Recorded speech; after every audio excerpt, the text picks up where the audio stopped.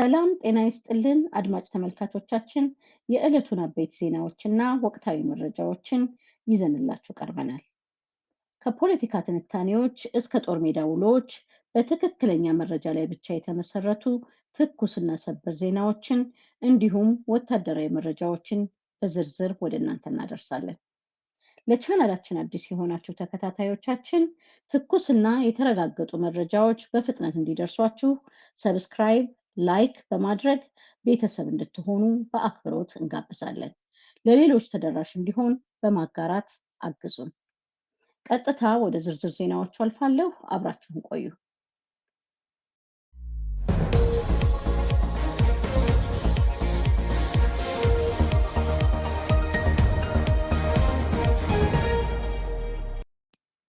በመቄት ወረዳ በተደረገ የደፈጣ ጥቃት የአገዛዙ ሰራዊት ተደመሰሰ።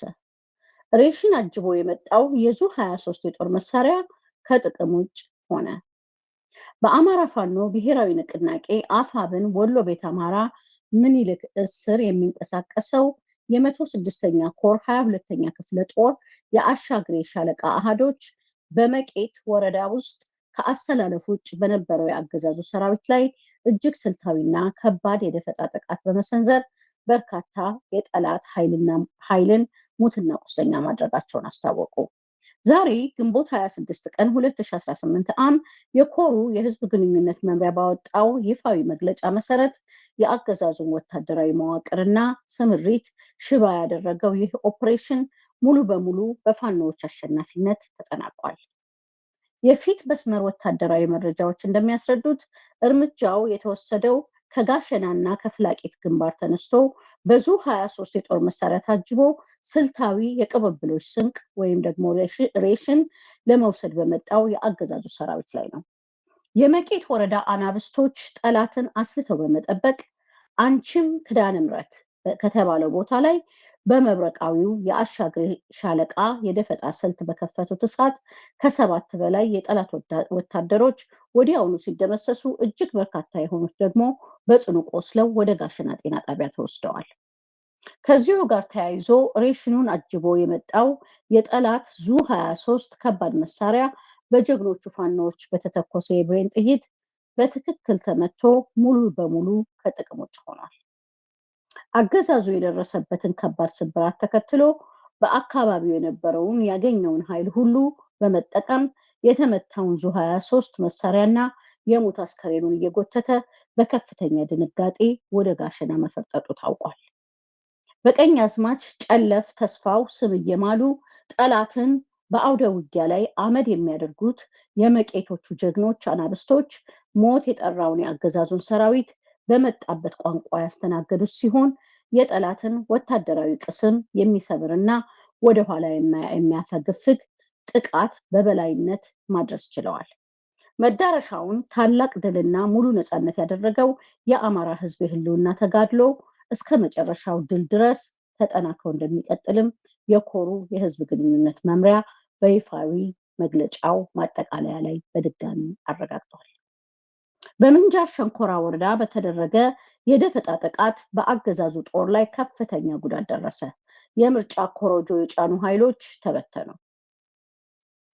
በአማራ ፋኖ ብሔራዊ ንቅናቄ አፋብን የሸዋ ጠቅላይ ግዛት አሳምነው እስር የሚንቀሳቀሱት የከሰም ኮር ነበልባል ክፍለ ጦር ጀግኖችና የአባት አርበኞች ጦር በጋራ በመቀናጀት በምንጃር ሸንኮራ ወረዳ ውስጥ በአገዛዙ ጥምር ጦር ላይ እጅግ አሳማሚና ስልታዊ የደፈጣ ጥቃት መፈጸማቸውን አስታወቁ።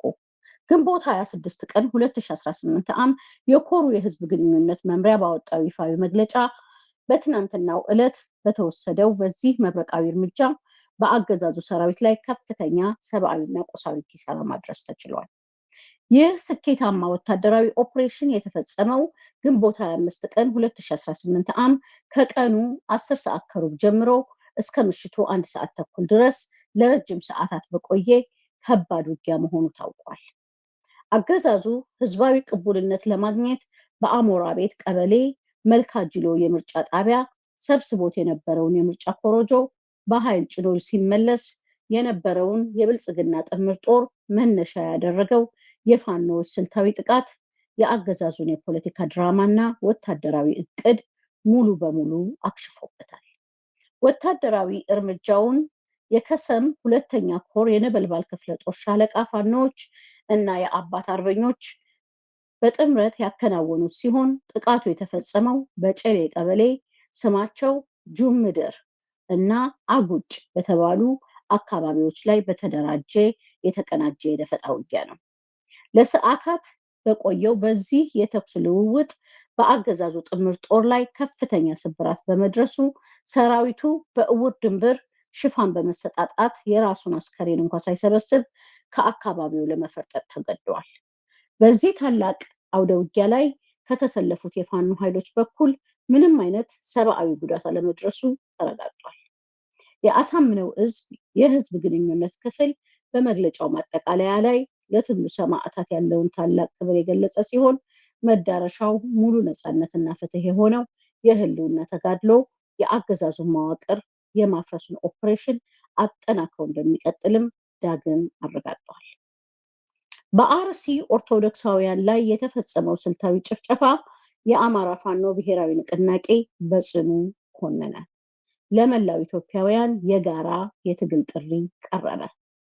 የአማራ ፋኖ ብሔራዊ ንቅናቄ አፋብን በኢትዮጵያ ኦርቶዶክስ ተዋሕዶ ቤተክርስቲያን የምስራቅ አርሲ አህጉረ ስብከት ስር በሚገኝ ወረዳዎች ውስጥ በሚኖሩ የቤተ ክህነቷ ታላላቅ አባቶች፣ ካህናትና ምዕመናን ላይ የተፈጸመውን ዘግናኝ እና አረመኔያዊ ጭፍጨፋ አስመልክቶ ዛሬ ግንቦት 26 ቀን 2018 ዓ.ም መግለጫ አውጥቷል። ንቅናቄው ባወጣው በዚህ ይፋዊ መግለጫ በደረሰው መጠነ ሰፊ የሰዎች ሕይወት መጥፋትና የቅዱሳን መካናት መውደም የተሰማውን ጥልቅና መራር ሐዘን ገልጾ ድርጊቱን በጽኑ አውግዟል። ከምስራቅ አርሲ ሀገረ ስብከት የተገኘው ይፋዊ ሰነድ መሰረት ንቅናቄው እንደገለጸው ጥቃቱ ከግንቦት 23 ቀን 2018 ዓ.ም ጀምሮ በአርሲ ሀገረ ስብከት ስር በሚገኙ በአሰኮ ወረዳ፣ በሽርካ ወረዳና በሆንቆሎ ዋቢ ወረዳዎች ውስጥ በእቅድ የተፈጸመ ሲሆን በርካታ ኦርቶዶክሳውያን ምዕመናን በማንነታቸው በእምነታቸው ብቻ ተለይተው ተገድለዋል። ከዚሁ ጋር ተያይዞ የ101 ዓመት ዕድሜ ያለው የጣለታ ቅዱስ ገብርኤል ቤተክርስቲያን ሙሉ በሙሉ በእሳት እንዲጋይ የተደረገ ሲሆን የካራ ኩፍተና መድኃኔዓለም ቤተክርስቲያን ላይ ደግሞ ሰፊ ዘረፋ ተፈጽሞበታል። በዚህም ምክንያት ምዕመናን የክብር ጽላቱን ይዘው ወደ ተለያዩ አካባቢዎች ለመሰደድ የተገደዱ ሲሆን መኖሪያ ቤቶቻቸውም በአጥቂዎች እንዲቃጠሉ ተደርጓል። ይህ ይፋዊ መግለጫ ይበልጥ እንደሚያስረዳው በአሰኮ ወረዳ ብቻ ከ280 በላይ ንጹሐን ዜጎች ከመኖሪያ ቀያቸው የተፈናቀሉ ሲሆን ኦርቶዶክሳውያኑ ተወልደው ካደጉበት ወልደው ከሳሙበት ታሪካዊ ቀያቸው በሃይማኖታቸው ብቻ ቤታቸው እየተለየ ተቃጥሏል። ንብረታቸውና ከብቶቻቸው ሙሉ በሙሉ ተዘርፈዋል። በአሁኑ ወቅት ከጥቃቱ የተረፉት ነዋሪዎች ይዘውት የሸሹትን እምነታቸውንና ማንነታቸውን ብቻ በመሆኑ ያለምንም መጠለያና ረዳት በሜዳ ላይ ወድቀው ለአስከፊ ስቃይ ተዳርገዋል። አርሲን ጨምሮ የእምነት የቋንቋና የማንነት ብዝሃነት ባለባቸው አካባቢዎች ላይ ኢመደበኛ ኃይሎችን በስውር በማደራጀት በዜጎች ላይ ሽብር የሚፈጽመው አምባገነኑ የብልጽግና አገዛዝ የዘር ማጥፋት ወንጀልን በግልጽና በስውር ሲፈጽም ይህ የመጀመሪያው አለመሆኑ ንቅናቄው አስታውቋል። በዚህ ዓመት ብቻ በምስራቅ አርሲ ዞን በብዙ መቶዎች የሚቆጠሩ ኦርቶዶክሳውያን በተመሳሳይ አረመናዊ መንገድ የተገደሉ ሲሆን የበርካታ ምዕመናን ደብዛ ጠፍቶ የደረሱበት እንደማይታወቅ ተገልጿል። ንቅናቄው ይህንን አሰቃቂ ጉዳይ ለሕዝብ ጆሮ እንዲደርስ ያደረጉ የነፃው ሚዲያ አካላትን እና የተፈጸመውን የሽብር ተግባር በግንባር ቀደምነት ያወገዙ የፖለቲካ ኃይሎችን አመስግኗል። በተመሳሳይ ሰዓትም ጨፍጫፊውን የብልጽግና ስርዓት ለማስወገድ እየታገሉ ያሉት የኦሮሞ የፖለቲካ ኃይሎችና ተጽዕኖ ፈጣሪ ፖለቲከኞች መሬት የወረደ ትክክለኛ ትግል በማድረግ በኦሮሚያ ክልል የሚኖረው የአማራ ሕዝብ ህልውናው እና መብቱ እንዲከበር የበኩላቸውን ታሪካዊ ሚና እንዲወጡ ወገናዊ ጥሪውን አስተላልፏል። የሀገር ውስጥና ዓለም አቀፍ ሰብአዊ መብት ተሟጋች ተቋማት ይህንን ማንነትና ሃይማኖትን መሰረት ያደረገ መንግስት መር ጭፍጨፋ በዝምታ መመልከታቸው ከገዳዮቹ ጋር ከመተባበር ተለይቶ የማይታይ መሆኑን ያመለከተው የአማራ ፋኖ ብሔራዊ ንቅናቄ የአሁኑን ጨምሮ ከዚህ በፊት የተፈጸሙት የሽብር ተግባራት በገለልተኛ ወገን ተጣርተው በአገዛዙ ላይ ጠንካራ ዲፕሎማሲያዊ እርምጃ እንዲወሰድ ዓለም አቀፉ ማህበረሰብ ግፊት እንዲያደርግ ጠይቋል። በማጠቃለያውም ይህንን ብሔርና ሃይማኖት መሰረት ያደረገ መንግስታዊ ግድያ በአዳዲስ ገዳይ ዩኒቶች ስም የሚፈጽመውንና የሚያስፈጽመውን የብልጽግና አገዛዝ በአንድነት በማስወገድ ሀገሪቱን ከቀውስና ከሽብር አገዛዝ ለመታደግ መላው ኢትዮጵያውያን በጋራ እንዲነሱ የክተት ጥሪውን አስተላልፏል። በዳባት ከተማ በተደረገ የተቀናጀ የጋራ ኦፕሬሽን በአገዛዙ ኃይል ላይ ከባድ ወታደራዊ ስብራት ደረሰ። የጀግኖቹ የክፍለ ጦር አሃዶች ደማቅ ገድል ፈጸሙ። በአማራ ፋኖ ብሔራዊ ንቅናቄ አፋብን የጎንደር ጠቅላይ ግዛት በላይ እስር የሚንቀሳቀሱት የ208ኛ ኮር የዘራይና የጭና ክፍለ ጦር አሃዶች በዳባት ከተማ እምብርት ላይ ከአገዛዙ ወራሪ ኃይል ጋር እጅግ አስደናቂ ከፍተኛ ተጋድሎ የታየበት መጠነ ሰፊ የጋራ ኦፕሬሽን አካሂደዋል። ትናንት ግንቦት 25 ቀን 2018 ዓ.ም ጀምሮ ከምሽቱ 6 ሰዓት ድረስ ለረጅም ሰዓታት በዘለቀው በዚህ ብርቱ ፍልሚያ በጠላት አሰላለፍ የቁም ኃይል ላይ ከፍተኛ ሰብአዊና ቁሳዊ ኪሳራ ማድረስ ተችሏል። የእዙ ወታደራዊ መረጃዎች እንደሚያመለክቱት ሁለቱ ስልታዊ ክፍለ ጦሮች በቅንጅት በሰነዘሩት መብረቃዊ ማጥቃት ሳቢያ ከጠላት ወገን 3 ወታደሮች በተተኮሰ ጥይት ወዲያውኑ ሲሞቱ ሌሎች 5 ደግሞ በጽኑ ቆስለዋል። ይህ አገዛዙን ክፉኛ ያደቀቀ ወታደራዊ እርምጃ በተቃራኒው በጀግኖቹ የክፍለ ጦር አሃዶች በኩል እጅግ በጣም በትንሽ መስዋዕትነት የተጠናቀቀ ሲሆን 2 ቀላል ቁስለኞችን ብቻ በማስተናገድ ፍጹም ደማቅና ስኬታዊ የሆነ ገድል ተመዝግቧል። ይህ በዳባት ከተማ የተመዘገበው አንጸባራቃዊ ድል አምባገነኑ የብልጽግና ስርዓት በህዝብ ላይ የሚፈጽመውን ግፍ ለመግታት እና ቀጠናውን ሙሉ በሙሉ ነፃ ለማውጣት የሚደረገውን የተጋድሎ ጉዞ አንድ እርምጃ ወደፊት ያራመደ መሆኑ ተገልጿል። መድረሻው ሙሉ ነፃነትና ክብር የሆነው የአማራ ህዝብ የህልውና ተጋድሎ የአገዛዙን የጭቆና መዋቅር በየአቅጣጫው የማፍረሱን ታሪካዊ ኃላፊነት አጠናክሮ እንደሚቀጥልም የእዙ ወታደራዊ አመራር በድጋሚ አረጋግጧል። የአማራ ፋኖ ብሔራዊ ንቅናቄ ወታደር አዛዥ የሆኑት ብርጋዴር ጀነራል ተፈራ ማሞ ከኢኤምኤስ ሚዲያ ጋር ባደረጉት ይፋዊ ቆይታ የአገዛዙን ወታደራዊ መዳከምና የፋኖን ወቅታዊ ስልታዊ ቁመና በዝርዝር አብራርተዋል። ጀነራሉ በአሁኑ ወቅት የብልጽግና ስርዓት ፍጹም በሆነ የሞራል ውድቀት ውስጥ እንደሚገኝና ተዋግቶ ያሸነፈው ምንም አይነት የጦርነት አውድ እንደሌለ አስገንዝበዋል። ብርጋዴር ጀነራል ተፈራ ማሞ በብልጽግና ደጋፊዎችና በተለያዩ የብልጽግና የዲጂታል ሚዲያዎች በጽኑ መታመማቸውን አስመልክቶ የሚናፈሰው ወሬ ሙሉ በሙሉ ሐሰተኛ ነው ያሉ ሲሆን በአሁኑ ወቅት ሙሉ ጤንነት ላይ እንደሚገኙና ወታደራዊ ስራቸውንም ያለምንም እንቅፋት እያከናወኑ መሆኑን አረጋግጠዋል። ሰሞኑን በአራቱም ቀጠናዎች እና በወለጋ አካባቢ የተካሄደውን የተቀናጀ የዘመቻ አንሻ ሰይድ እንቅስቃሴን በተመለከተም ጀነራሉ 3 ዋና ዋና ስትራቴጂካዊ ዓላማዎችን ታላላቅ ስኬቶችን መመዝገባቸውን ገልጸዋል። በዚህም መሰረት አገዛዙ በኃይልና በማጭበርበር ሊያስፈጽመው ያቀደውን ምርጫ ሙሉ በሙሉ ማደናቀፍ እንደተቻለና ህዝቡ ገዳዩን ስርዓት እንዳይመርጥ መደረጉን በተከታታይ በሚሰነዘሩ ማጥቃቶች የአገዛዙን ሰራዊት ሚዛን ማውረድና በሞት በቁስለኛ በመበተን እንዲሁም በመማረክ ማዳከም መቻሉን እንዲሁም በዘመቻው በርካታ የጦር መሳሪያዎችንና ተተኳሾችን በጀግና ፋኖ እጅ መግባታቸውን በዝርዝር አስታውቀዋል። በቅርቡ ግንቦት 16 ቀን በጊዳ አያና በተደረገው ብርቱ ውጊያ የማዕከላዊ ዳሎል እዝ ምክትል አዛዥ ብርጋዴር ጀነራል አስናቀውን ጨምሮ 2 አዋጊ ኮሎኔሎች ሞት መረጋገጡን ወታደራዊ አዛዡ ይፋ አድርገዋል።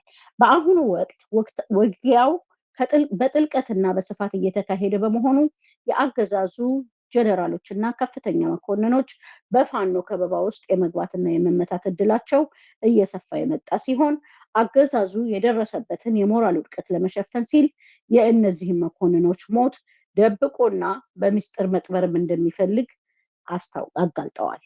በተጨማሪም የብልጽግና አገዛዝ በሀገር ውስጥ የደረሰበትን ቀውስ ለመሸፈን ሀገሪቱን ዙሪያዋን ከጎረቤት ሀገራት ጋር ማለትም ከኤርትራ፣ ከሱዳንና ከግብፅ ጋር ወደ አላስፈላጊ የጦርነት ስጋትና ትንኮሳ ውስጥ እየከተታት እንደሚገኝ ጠቁመው የሱዳን መንግስት ኢትዮጵያን በድሮን ጥቃት መክሰሱን አብራርተዋል።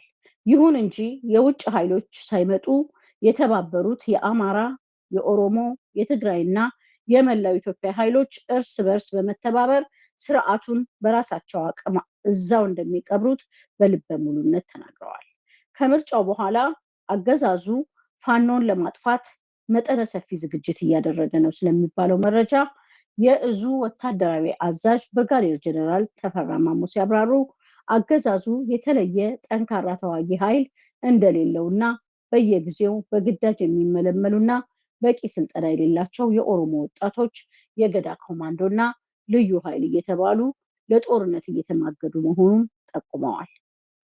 ሆኖም ፋኖ እንደ ወታደራዊ አስፈላጊውን ዝግጅት በሙሉ አድርጎ ጠላትን እንደሚጠብቅና እንደሚያስተናግደውም ጨምረው ገልጠዋል። ብርጋዴር ጀነራል ተፈራ ማሞ በማጠቃለያ መልእክታቸው የፋኖ እንቅስቃሴ በአማራ ክልል ድንበር ብቻ እንደማይወሰንና መላው ኢትዮጵያ ሀገራቸው በመሆኑ ስርዓቱን ይበልጥ በማዳከም በሚያስችልበት ሁኔታ በማንኛውም ስፍራ ሁሉ እንደሚገቡ አስታውቀው የኢትዮጵያ ሕዝብ ዘላለም በስቃይና በአምባገነን ጭራቆች ከመረገጥ አንድ ጊዜ ዋጋ ከፍሎ በነፃነት መኖር እንዳለበት የትግል ጥሪያቸውን አስተላልፈዋል። ለዛሬ ያዘጋጀንላችሁ አበይት ዜናዎችና ወቅታዊ መረጃዎች እነዚህን ይመስሉ ነበር። እስከ ዝግጅታችን ፍጻሜ ድረስ አብራችሁን ስለቆያችሁ ከልብ እናመሰግናለን። መረጃዎቹ ተደራሽነታቸው እንዲሰፋ ቪዲዮውን ላይክ እንዲሁም ለሌሎች እንዲደርስ ሼር በማድረግ አግዙን። እስካሁን ሰብስክራይብ ያላደረጋችሁም የቻናላችን ቤተሰብ እንድትሆኑ በድጋሚ እናስታውሳለን። በሌሎች ወቅታዊና የተረጋገጡ መረጃዎች በቀጣይ ዝግጅታችን እስከምንገናኝ ድረስ ቸርን ሰንብቱ።